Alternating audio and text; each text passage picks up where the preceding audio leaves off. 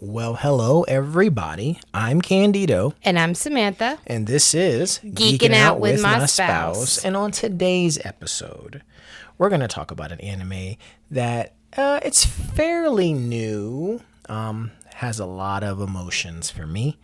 And I figured I'd share it with the wife and see if she would feel the same way. And I think I did. Yeah, and that is called Ranking of Kings. So stay tuned.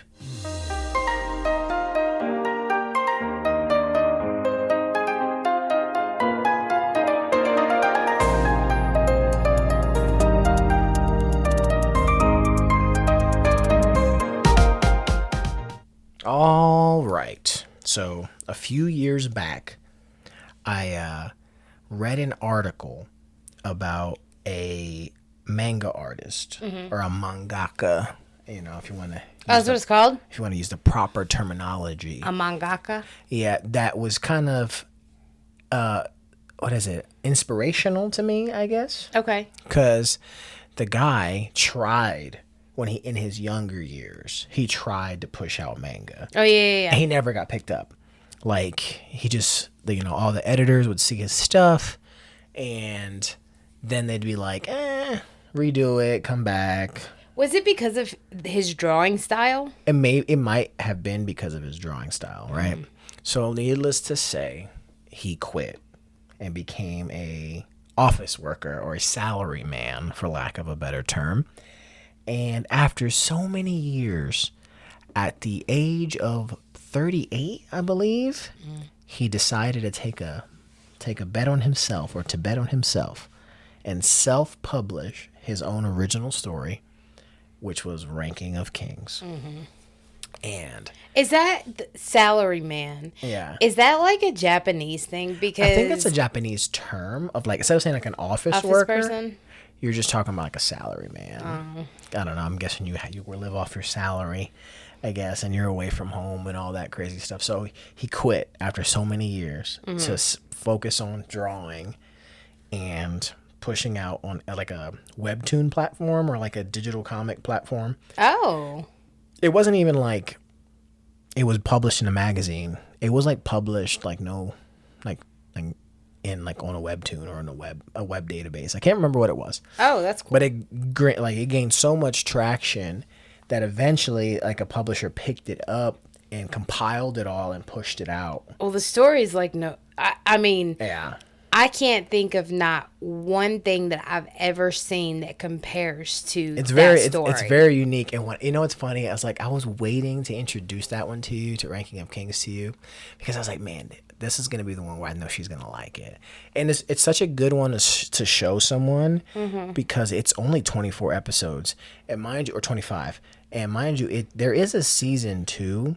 But season 2 is like side stories and like other character stories that happen within season 1. Yeah. So you really don't need to watch season 2 to get the full story of Ranking of Kings. Yeah. Well, obviously, we just finished it. Yeah, we just finished it.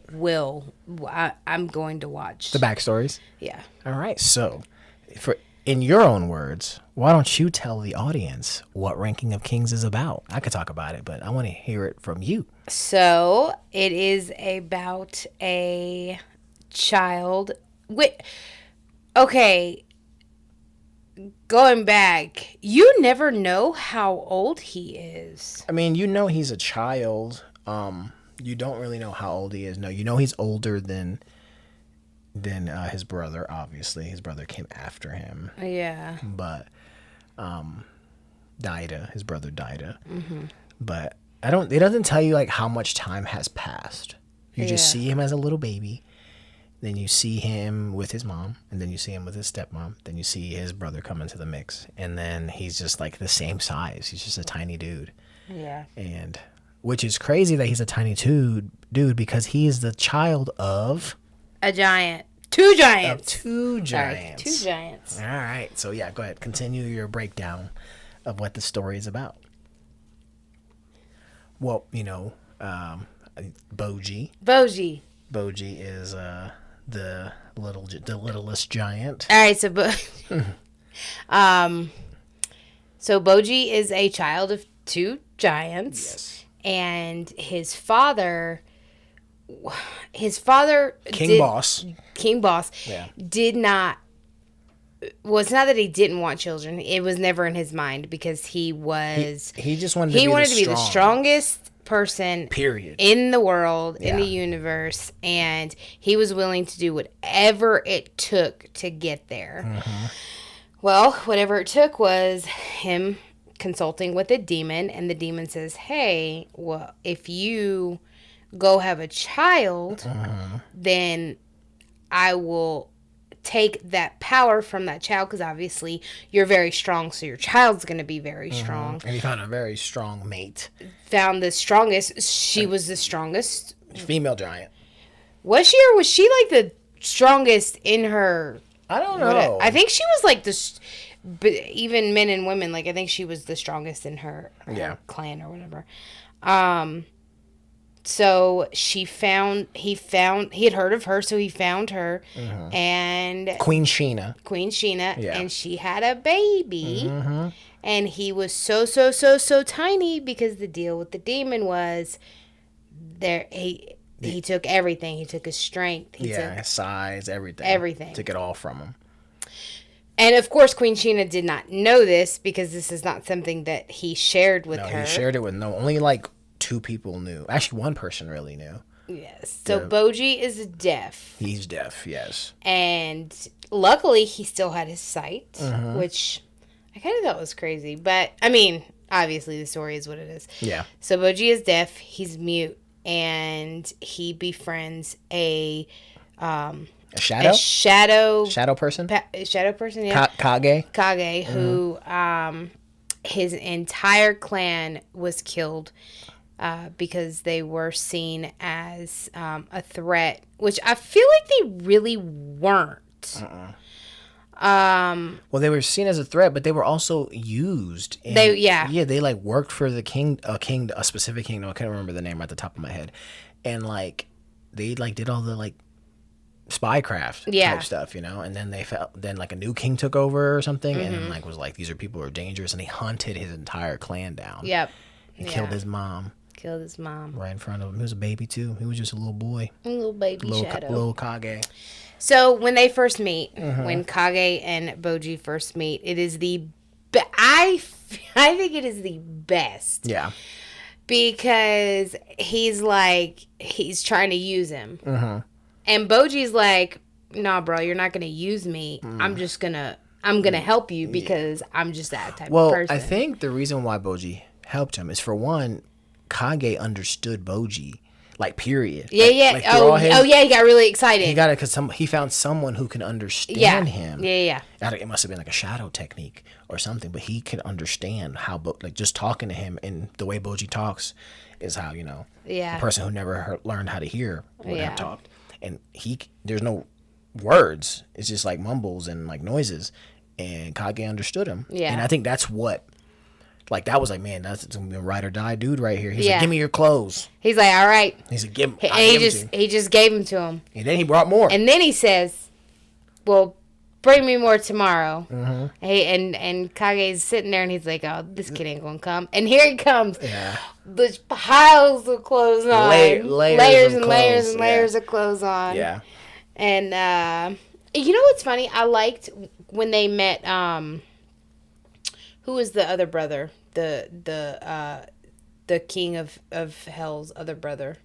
Despa.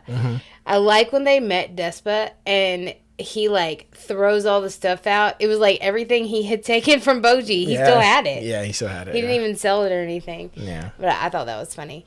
So anyway, Bojji befriends the Shadow, and Kage is his right hand. His right hand for forever now. Like that's his dude. That's his thing. Yeah.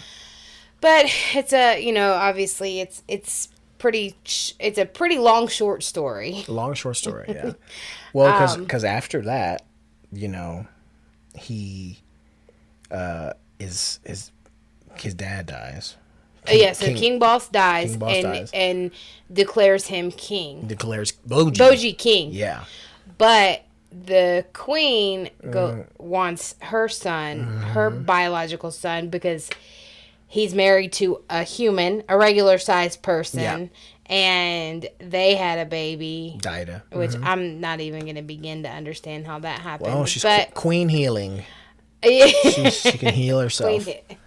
But yeah, so Dida has boss's strength, like his physicality. Like he's the size of a human, but he's got his strength. but he's got his strength. Like he could pick up like heavy stuff. He's got the strength of a giant in a human body.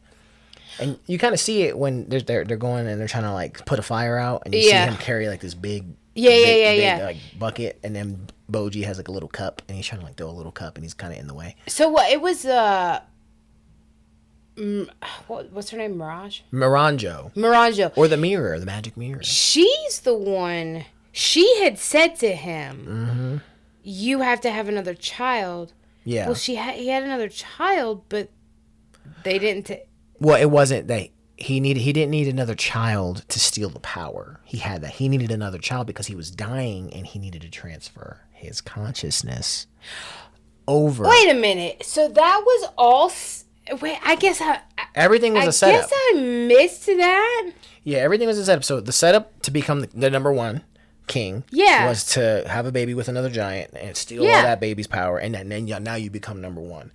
But then he was dying, and the only way that he could survive is Miranjo came up with that plan. It was like, well, you need to have another kid, and we could just like transfer your soul or your body, or your transfer you into one of your sons. It has to be a biological son, and it can't be Bojji because Bojji's weak. Yeah. So he had to have another kid. Okay. Yeah. So that's crazy. So like obviously like I knew all that happened, and I knew, but I guess I missed the part where it was set up to be like all that was set up in advance. Yeah, it was set up in advance. Yeah. Because I think I was thinking that whole time that Miranda, she wanted all that. No, she did all that for Boss. Well, I know, because she was in love with Boss. And the thing is, their relationship was a little weird because I don't think it was romantic. You don't think so? No, I don't. I think it was like weird because like symbiotic. Well, he met her. Yeah. And her mom and her dad. Remember, he killed her dad because he wanted to fight a strong wizard. He killed her dad. Then he basically stuck around and hung out with the mom. And then the mom got murdered. And then she got maimed. Like they ripped her face off, cut her hands off. And he like lost his mind. And this is a grown man. This is a little girl. Oh, yeah. So he kind of raises her after that. So I guess like it's more like a father-daughter type situation. And because he did that for her, she felt like she had to do everything for him, but he felt he had to do everything for her as well. Yeah. Because of how she was she was brought up, I guess, or what happened to her. So I think I just felt that way because it was so obsessive. It was extremely obsessive, yeah. Yeah. So it was a very like symbiotic relationship. Mm-hmm. Like they were each other's crutch, I guess, in a way. They really depended on each other. Yeah, they definitely codependent on each other. So, okay. But she was like the mastermind. But anyway, so yeah, Boss dies, declares Bojji king. Then Queen Healing is like, no, listen, Bojji can't do this. Well, it's crazy because that's what you think, like this the whole time from the gate. You think that Queen Healing is bad. You think that she's the mastermind. She's like an evil stepmom. Like for real. Like you for real think she's an evil stepmom, but she's just her every single one of her actions is to protect Bojji. It's because she's overprotective of Bojji. She's very overprotective. Because how he is, because he's he's weak, he can't hear, all that stuff. She doesn't want Bojji to have to suffer with the crown. Mm-hmm. So that's why she's like, hey, let's put Tida there. Oh my God. I think one of my favorite parts in the entire show is when did that three-headed or two-headed snake, did he have a name? He did have a name. God, why can't I remember the snake's name? I don't know. I don't remember the snake's name. So, it'll come to me in a second. So when it died and he was like, no. And she was like, I got nothing. Like, I have no... all my power is drained. Yeah. I'm like, I have nothing.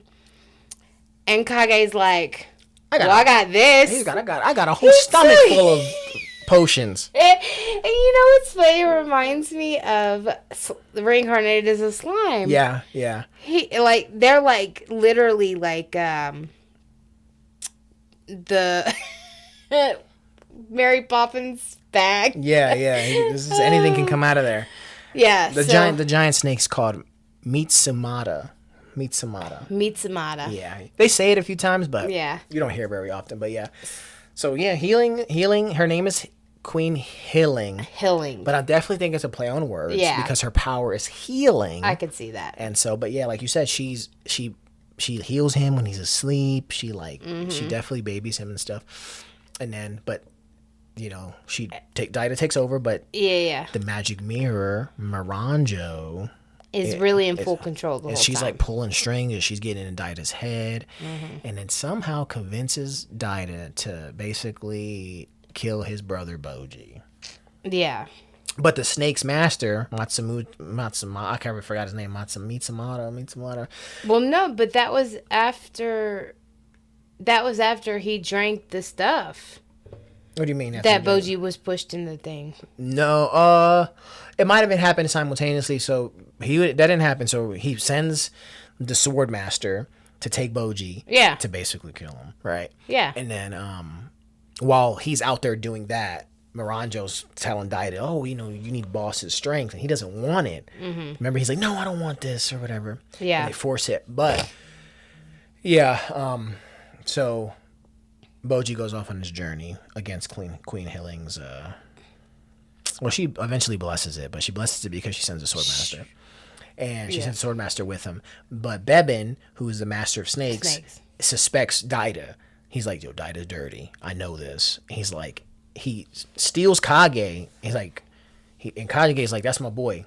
Bojji's my boy. I'll do anything for him. Like, I'll die for him." And he's like, "Really?" And he basically is like, "Listen, Bojji's gonna go on this journey, stay hidden, and keep him protected," and he does, because when it comes to I can't remember the swordmaster's name right at the top of my head, but when he gets to the pit of hell or whatever, the pit of the underworld, he pushes Bojji in there, and Kage saves him. Yeah. And so, which takes us to one of the best parts, when he gets down to the underworld. To train. They meet up with Desha. Yeah. And it's spelled Desha, but they pronounce it Desha and Despa. So they meet Desha. Desha's like, no, you're too weak. I don't want to. But Healing gives a letter of recommendation. Bebin gives the letter. Bebin, the snake dude, he gives the letter to Kage. Healing doesn't give the letter, because Healing doesn't know why Bojji wants to go on the trip, but Bebin is the one that gives. It's because Bebin's a warrior, and I think Bebin might have also been trained by Despa, but I'm not sure. I don't know if they say that or not. I could have sworn that they said it was her, but anyways. So Desha reads the letter, and he knows. He's a sneaky little shit, because he knows that it's to Despa. Yeah. And he rips it up and says, "No, you're too weak. Get out of here." Yeah. But the captain of the guard is like, "Listen, he's like, you want to go to you went to the wrong person. If you went the brother, you went to the wrong desk something." Yeah, is what he says, because he was like desk something is the one. I gotta meet a desk something. Yeah, and he goes to meet Despa. Yeah, and he convinces Despa, like you mentioned. He's like, "Well, I want something more for my troubles." He's like, "I need some money. You know, I need something." He like regurgitates like all these clothes, and then a treasure chest. He stole from the castle. Yeah, he stole from Bojji's castle. Yeah, he's like, "I stole it from Bojji's house." But yeah. So then he trains him, and he becomes because he has no strength. Right. He trains him to hit your weak spots. Yeah. Exactly. With his needle sword. With his needle sword. Yes. And I loved it. It's like he trained him so to the point where like he can like dissect something at a molecular level with the tip of that dang sword. Yeah. So like it's pretty neat. And then while that is happening, right, and Bojji's training with Despa or whatever, Daida is on the other side. And now you know the mastermind behind everything is Miranjo, the woman in the mirror. And so she's trying to resurrect Boss through Daida. And she does. She does, yeah, right. It's just a weird situation, God. right? He's frozen. They put him through a grinder. Turn him into like a Turn him soup. into a goo. Then take that goo, put it... No, they turn it into an egg somehow. Oh, turn it into an egg. A phoenix rises from the egg. They chop the phoenix's head off. And then they put him in a thing, and like a orb of resurrection comes out of the phoenix, and then they take that and put that in like a drink, and then Daida's like, I don't want this crap, and they force him to drink it because he spilled it. Yeah, and they sop it up with the rag. They sop it up and then squeeze it into a cup and pour it in, and then Boss is resurrected in Daida, and then Boss becomes Boss/Daida. Or King Daida is now.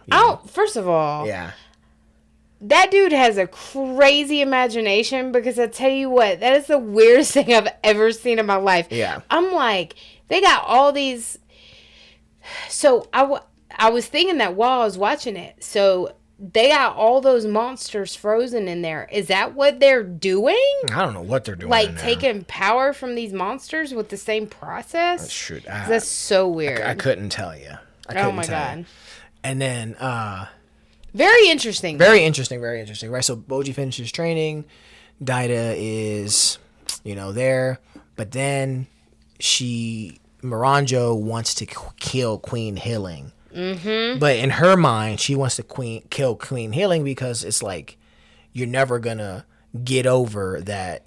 Basically, Daida's gone, and to spare a mother the loss of a child, let's put her out of her misery. Yeah, and Boss doesn't really want to. Yeah, so he kind of like Boss/Daida kind of like just lets Miranjo pull everything, pull all the strings, and like do everything. Yeah, but so they go after Queen Healing. And then she wants to also destroy the kingdom for some strange reason. I can't remember why.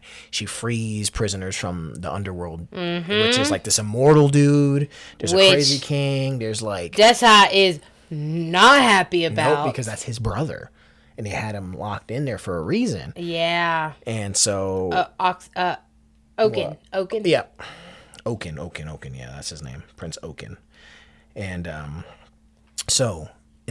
And then Bojji hears about it, and he's like, ogre. Yeah, Bojji hears about it, and he's like, hey, like, we gotta go save my kingdom. You know what I mean? So he takes off with the captain of the guard or whatever, and rides ahead. Despa is gonna come later because he has his fat horse he wants to ride. Oh my God, he's a horse! And then so they get there, and then Bojji's out here, wrecking shop or whatever. There's a guy, the bald guy, Dorsha. He's protecting Queen Healing to the best of his ability. From them animals, them demon dogs that don't even want to do it. They're under Miranjo's control. And they were so passive. Yeah, they were just chill little creatures. But she messed with them. She bent their wills. But Dorsha gets messed up. Yeah, he loses a leg, an eye. Oh, spoiler alert! Too late. I don't know, but he gets messed up. She keeps healing him to protect her. Yeah. And then like Bojji gets there, and then the captain of the guard fights Oaken. It doesn't really go too well. Bojji fights Oaken. It doesn't go really well. He actually dies. And Kage also. Kage and Bojji both died. And Despa. Yeah. They all were in like the afterlife. Yep. And then while this is happening, like Daida is talking to Miranjo inside his soul, and he's slowly like converting her to good. Yeah. Because she did a lot of stuff out of necessity, Well, she doesn't know that. What? So she doesn't know that he's talking to, because she's like, why do I feel like this? Oh yeah, it's like it's happening. Why is this happening? Yeah, like her soul yeah. Yeah, so when they're in the afterlife, she basically resurrects them. Yeah. Like it doesn't show it, but you figure it out because I forget who it was that says it. Despa might have said it. Like I think she did it. Like Moranjo's the one that brings Kage back, brings Bojji back. Because it obviously wasn't healing. Because healing was hiding because she ain't got no juice left. Yeah. And so Moranjo's like slowly like changing, And so they come back, and then Bojji's about to square off with Oaken again, but Daida's like, enough of this, or / boss is like, enough of this, and he comes out and he just smashes Oaken. He takes him and he crumples him up into a little ball. Yeah, shoves him in a rock. Well, he does it, and then he just puts him down. Yeah. But then he reforms himself, and then he's like, you see him thinking. He's like, okay, all right, what do I do here? Yeah. So he pulls out that big boulder out of the ground, punches a hole in the boulder, small enough to fit the crumpled up Oaken. Crunches him up again. They're looking at him like, you tried that. You already tried that. It ain't gonna work. And then they shoves him in there. He's like, oh, that might work. And then closes it and like compresses the rock. Yep. And basically he's sealed inside the rock. And that's the end of Oaken. Well, I mean, obviously not the end of Oaken. Right then and there, that's the end of Oaken. Well, they never show them saving him. So no. But I don't know if you remember what happens at the end. Yeah, he makes a deal with No, I'm talking about the end. After that weird dude, Oaken fought and they thought he died, he shows up, he frees him out of the rock, and then he cuts his head off and he throws his head far away. And so now the head is without the body, and they take the body back to the underworld because the head is missing. The head got eaten by like a big whale in the ocean. But he made a deal. He wanted to make a deal. Oh, we don't know. Oh, you're talking about with the treasury. You're talking about where the guy from like the rankings, like, if you become number 1, you can go into the treasury. And there might be something in here that could bring your brother back. Yeah. No, okay, yeah. We don't see what happens after that.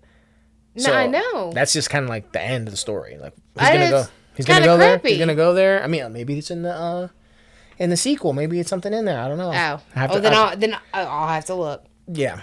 But yeah, so sorry, I went off on a tangent. Definitely threw me off. We were talking about the fight. Yeah, we were talking about the fight. So anyway, the fight's over with Daida / Boss and Oaken, and then they're like, we got to defeat Boss now because Boss let all this happen. So in their eyes, the Elite Four, the dude who tried to push Bojji off the thing, he kind of was like trying to repent. His name was like Domus or something, and Dorsha, the dude with now one eye and one leg missing. And then the spear dude, I can't remember the spear dude's name, but he had a weird name. And then the dude, the Bebin, the guy with the snakes, like that's like the Elite Four or whatever. And they're like, we're gonna fight Boss with you, Bojji, because they were scared. Boss was like, either you're with me or you're against me. And Bojji was like, I'm taking you out. And then they were like, no, we got your back, Bojji.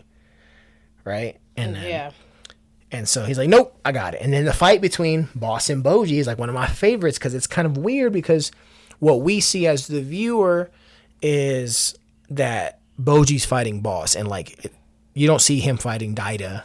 You see him fighting Boss. Yeah. And so like they animate it from Bojji's point of view. And it's like Bojji fighting a giant. So you got this little guy fighting a giant. Yeah. And like the way it's animated is really nice. He uses his like disassembly technique or wherever he's like breaking stuff, and he's like he fights Boss and he ends up beating Boss. Yeah. And I think he dies, right? No. So Boss just leaves Daida's body, right? Yeah. I think he leaves Daida's body after Bojji kills, or I guess kills, quote unquote, kills Moranjo. He destroys the mirror, which undoes the spell, which Boss is free out of Daida's body. Yeah. And him and Moranjo are floating off. And then Despa he was gonna use that to help to bring back Oaken. but then they stole it right his out wish, from under yeah. him. Because the demon wants to claim Miranjo. You owe me for all the stuff I've done for you. So then they took her, they brought her back and made her whole again. Yeah. So Despa cuts off the demon's head. So he uses this like, hey, I'll give you your head back if you give me this wish. Yeah. And he's like, what's your wish? You know. And then Daida sneaks that wish in there, and he's like, oh, I want Miranjo back. And they're like, you stole the wish from us. And then he's like, he wants to marry her. Yeah, and then he like wants to marry her, which is very, very, very I thought weird. that was very strange. That was very strange. I'm like, dude, you're like 10 years old. Yeah, I know. You're like a kid, and she's like an older woman in the body of a younger woman. Yeah. But yeah, he's like, forgive her for all her crimes. She's my wife now. Blah blah blah blah. And it's like, it's pretty crazy. And then he's like, I'm gonna relinquish the throne to Bojji because Bojji's the strongest. And yeah, so then Bojji's then Kage doesn't feel like he's worthy of being by Bojji's side anymore, and Kage just leaves. He don't even say bye to Bojji. So Bojji's like sitting on the throne. He's sad. He's crying. He's like, I miss my boy Kage, and he just can't focus on his duties. Yeah. You know. So he gives the throne back to Daida and goes and finds Kage. And he's like, I'm gonna make my own kingdom like my dad did, or whatever. Like, because that's what Boss didn't just like go take over somebody's kingdom. He just was I'm the strongest dude here, and then this is my house, and then people basically built a kingdom around him. Yeah. And that's how he became the king of that area. Yeah. So Bojji wanted to do the same thing. He didn't want to take over that kingdom, Boss Kingdom or whatever. But like the story itself, it has a lot of themes. Yeah. Right? So like finding your inner strength, overcoming adversity, like my God, people not being, people not being who you think they are, Yeah. in ways that are good and ways that are bad. Like Yeah. Kage, for instance, like everybody thinks he's bad, but he's really a good dude. Mm-hmm. Well, Bojji, he's weak physically. Like he's like disabled, handicapped, but he becomes literally the strongest person in the world. Yeah. Because he's like a dodger and he's got that technique or whatever that he learned himself. So like he was studying and he learned that himself. Despa like refined it, but like he figured it out himself, like through the books in the library in Despa's spot. Yeah. And then like Daida trying to seek power, living in his father's shadow, and then like the mom, like you thinking that she's bad, but she's really like protecting him, and it's just like there's so many themes, and it's like once he accepts himself, it's like it makes you feel really good watching it. Yeah. I think you found yourself crying a few times watching it, right? Oh my God. Many times. Yeah. I think parts that get me is like Bojji tried to put like on a brave face all the time. Oh. But like the dude knew, like Bojji could read lips and nobody knew that he could read lips. Yeah, they would talk and all kind of smack about him, and he would just sit there smiling.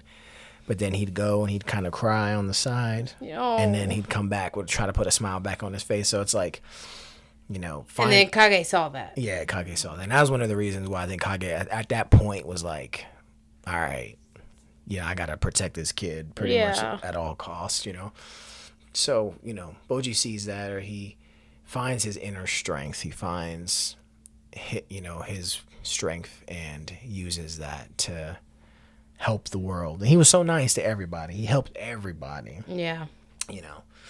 So it was really, it's a really emotional one, Very but emotional. it's crazy because it's like, it's drawn in a way too where it doesn't look like anime. It looks like a child's book, like a children's book, which is pretty cool.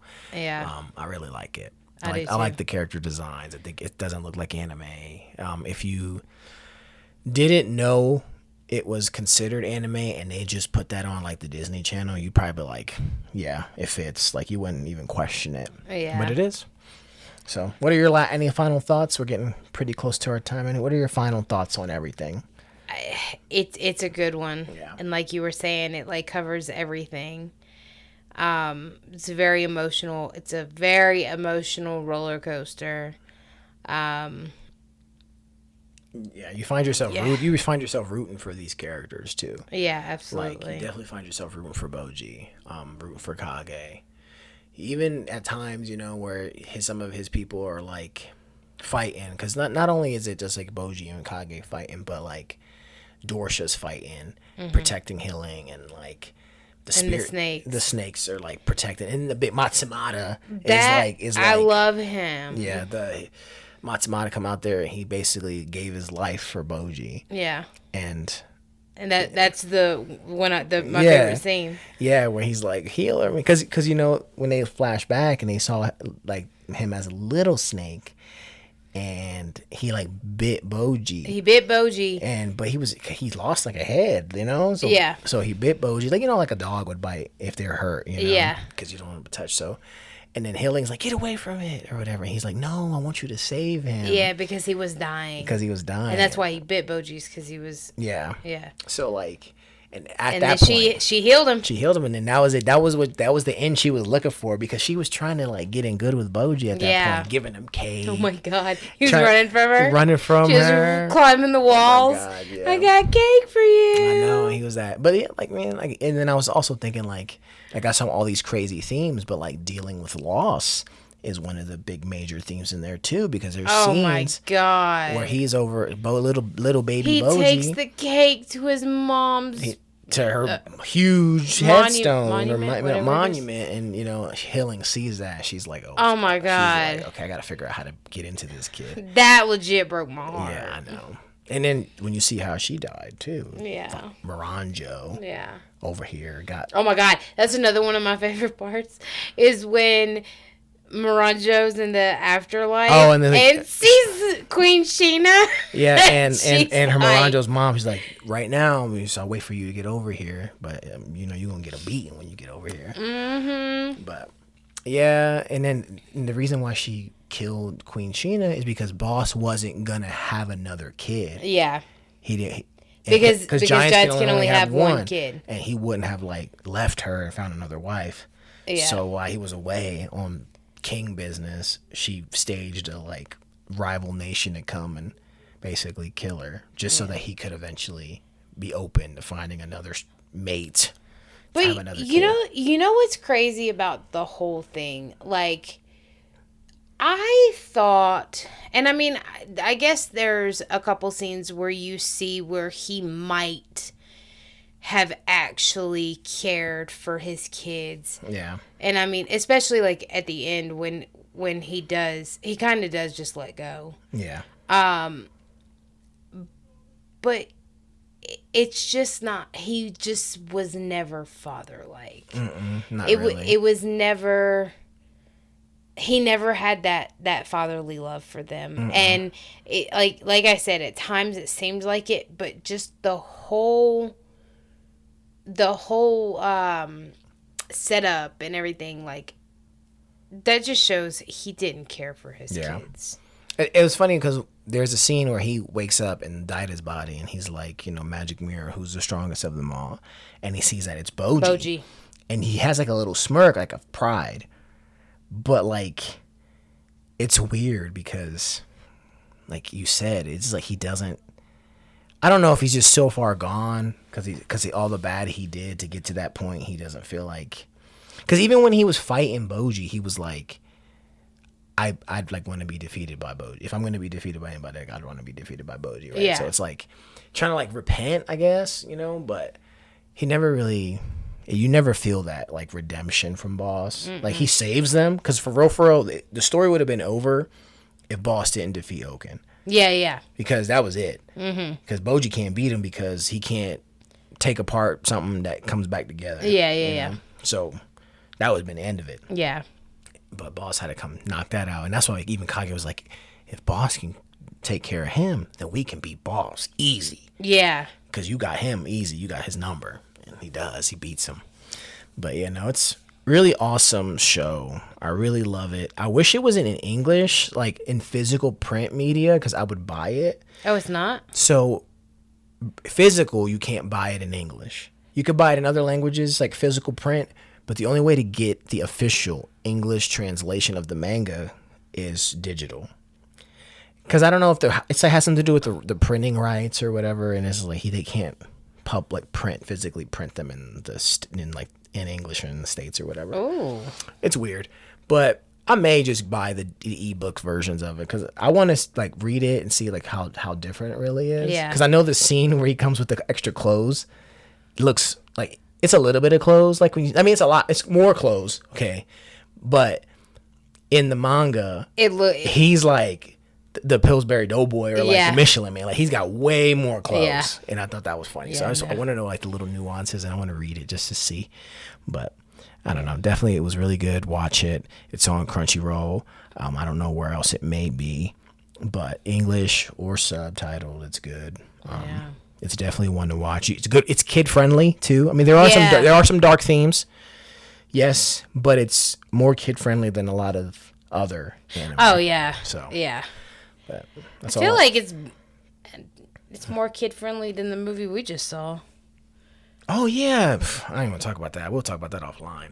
Yeah. Yeah, I don't get too crazy off topic on that one, but yeah. Well, that's it for me. I don't have anything else. Watch it. Yes, watch it. Watch it. It's really good. Yep. So until next time, I'm Candido. And I'm Samantha. This has been Geeking Out with My Spouse. Thanks for hanging out with us on Geeking Out with My Spouse. We love getting to share our nerdy rabbit holes with you, and the fact that you're here listening means the world. If you want to support the show, the easiest way is to follow or subscribe wherever you're listening. You can also leave a rating or review. It helps more than you think. Do you want to go the extra mile? Share this episode with a friend. Tag us on your socials. We're on Facebook and Instagram. Or send us your wild theories and fandom hot takes at geekingoutwithmyspouse@gmail.com. We'll be back next time with more cozy chaos, more geekery, and probably at least one moment where one of us says something we immediately regret. See you then.